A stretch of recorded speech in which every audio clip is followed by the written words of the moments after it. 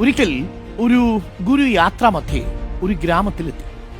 ഗ്രാമവാസികൾ ഗുരുവിന്റെ ചുറ്റും കൂടി സംശയങ്ങൾ ചോദിക്കാൻ തുടങ്ങി. ഒരു മനുഷ്യൻ എപ്പോഴാണ് മനുഷ്യനാവുന്നത് എന്നാണ് ഒരാൾ ചോദിച്ചത്.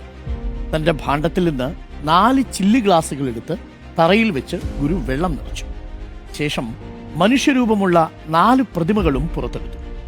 ഒരു പ്രതിമ കല്ലുകൊണ്ടും, രണ്ടാമത്തേത് മണ്ണുകൊണ്ടും, മൂന്നാമത്തേത് പഞ്ഞികൊണ്ടുമാണ് ഉണ്ടാക്കിയത്.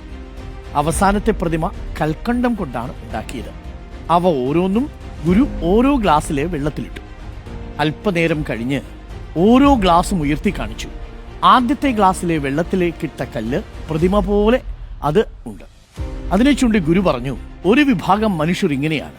തന്റെ ചുറ്റിലും എന്തൊക്കെ സംഭവിച്ചാലും, ആരൊക്കെ ദുരിതം അനുഭവിച്ചാലും അവർക്ക് യാതൊരു അലിവും ഉണ്ടാവില്ല. അവർ അങ്ങനെ നിൽക്കും. രണ്ടാമത്തെ ഗ്ലാസ് കയ്യിലെടുത്തു. ആ മൺപ്രതിമ വെള്ളത്തിൽ അലിഞ്ഞു പോയിരുന്നു. വെള്ളത്തിന്റെ നിറവും മാറിയിട്ടുണ്ട്. ഗുരു പറഞ്ഞു, മറ്റൊരു കൂട്ടർ ഇങ്ങനെയാണ്. അവരിലെ അഴുക്ക് മറ്റുള്ളവരിലേക്ക് കൂടി വ്യാപിപ്പിക്കും. ആ അഴുക്കോടുകൂടി അവരും ഇല്ലാതാവും. മൂന്നാമത്തത് പഞ്ഞി പ്രതിമയുള്ള ഗ്ലാസ് എടുത്തു. പഞ്ഞി കൊണ്ടുണ്ടാക്കിയ പ്രതിമ ഗ്ലാസ്സിലെ വെള്ളം മുഴുവൻ വലിച്ചെടുത്തിട്ടുണ്ട്. ഗുരു പറഞ്ഞു, ഒരു കൂട്ടർ ഇങ്ങനെയാണ്.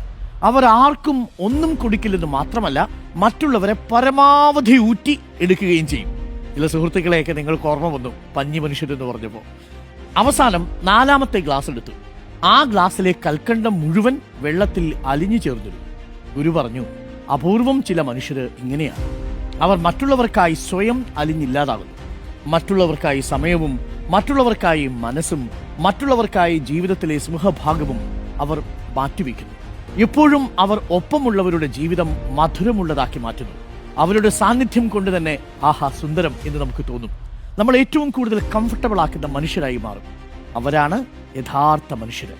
അപ്പോൾ പഞ്ഞി വേണോ, കല്ല് വേണോ, അതല്ല മണ്ണു വേണോ എന്നുള്ള ചോദ്യം, കൽക്കണ്ടം വേണോ എന്നുള്ള ചോദ്യം പ്രേക്ഷകർക്ക് വിട്ടു നൽകുന്നു. നിങ്ങൾ എത്ര മനുഷ്യരാണ്? പഞ്ഞി മനുഷ്യരാണോ, അതോ കല്ലു മനുഷ്യരാണോ, അതോ മണ്ണു മനുഷ്യരാണോ, അതോ കൽക്കണ്ട മനുഷ്യരാണോ എന്നുള്ളതാണ് ചോദ്യം.